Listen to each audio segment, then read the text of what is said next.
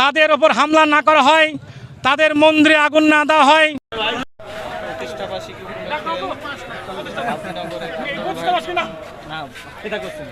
আমিনুল ভাইয়ের নেতৃত্বে একটা শোডাউন হয়েছিল।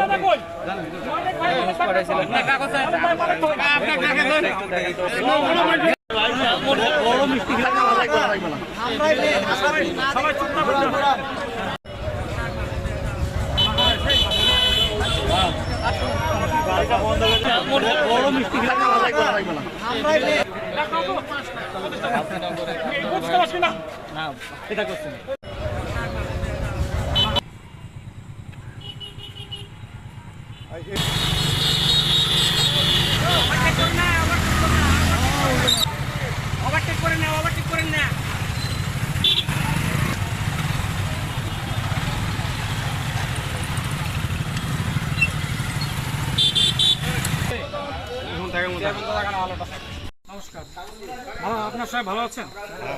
আমরা আপনাদের এই লক্ষ্মী পূজা উপলক্ষে